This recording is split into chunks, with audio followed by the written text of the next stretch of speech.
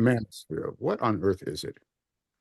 I'd love to hear from at least a couple of you to say, like, how would you actually define, like, what are the contours of this thing called the Manosphere?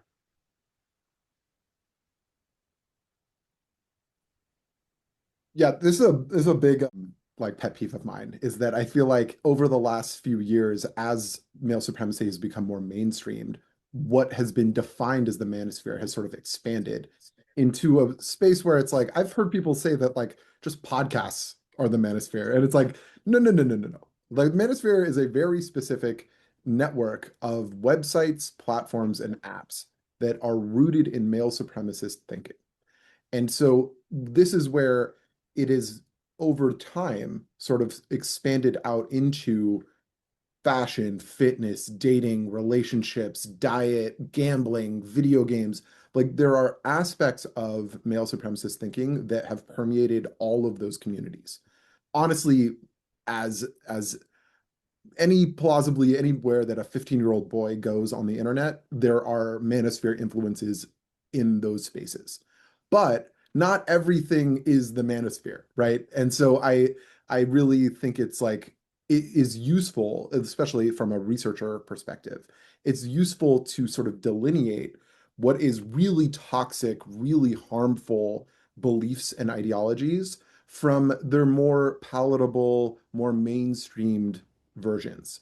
So looks maxing, just like the red pill, is ostensibly about self-help, right? It's ostensibly about like how do you look better so that you can attract women, but embedded in looks maxing forums and looks maxing content is all this like biological determinism, all of this pseudoscience, all of these ideas, these fake, ratios. Oh, your forehead is too big, or your eyes are too wide, or your jaw isn't the right shape, and thus you're going to die alone, right? And thus you'll never have a fulfilling romantic relationship, and thus you should give up on life because you will never find what you're looking for. You'll never be happy because you were born genetically wrong, right? So that's where the sort of manosphere influence, that's where that, to Rubal's point, that black pill, that red pill content, that to me is what delineates and separates men's content and just like content that is aimed at boys and men from manosphere content. It's that sort of toxicity, it's the hierarchical thinking, it's the pseudoscience, it's the black pill nihilism. That's the stuff that really, I think, separates these two things. You just want to into this.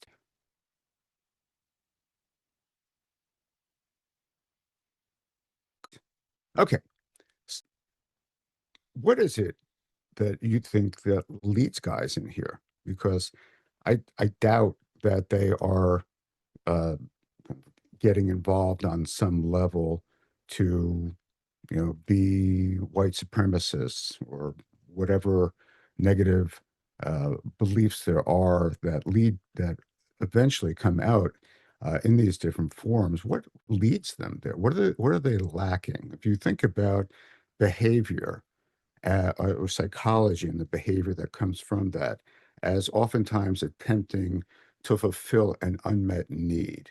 What are the unmet needs that these young guys are experiencing? And not to assume that all the same for every guy, but in general, what are those unmet needs that initially leads guys into the manosphere? I'll kick it off from the tech perspective and the design perspective here. I think the first thing that they're lacking is actual autonomy and choice over the information they get. So we've done several experiments, both using sock puppet accounts and looking at real algorithmic feed data of real young men in conjunction with Movember and looking at some TikTok data to see just how much of this content is just served to them because they've clicked the profile of I'm a male. Um, and then it varies a little bit depending on age. But one example of this is we did a sock puppet. So sock puppet account is making an account to kind of understand if you set up a profile in a certain way, what will you be fed? And we did this on TikTok with a 16-year-old boy account. And within 90 minutes, after following just kind of household names, Joe Rogan, Jake Paul, we were in complete Holocaust denial, conspiratorial theories without doing anything else besides following names that they've probably already heard of. Um, and so there is a lack of agency young men have about the content they're being served because of the way these algorithms are designed to serve up rage bait.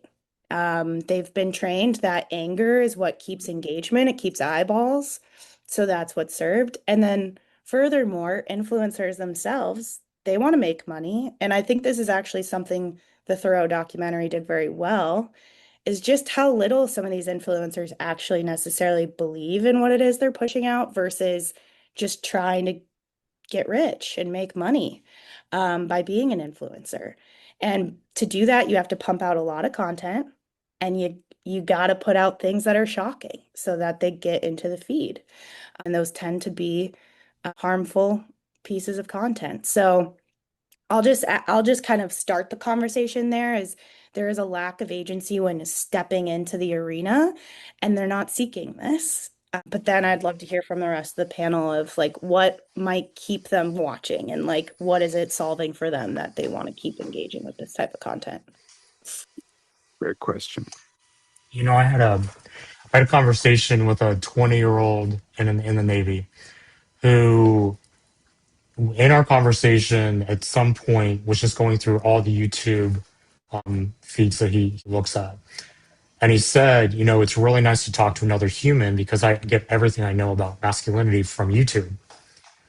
And so I think just to add from what Caitlin was saying, I think there's a sense of meaning making, how to understand the world through the online.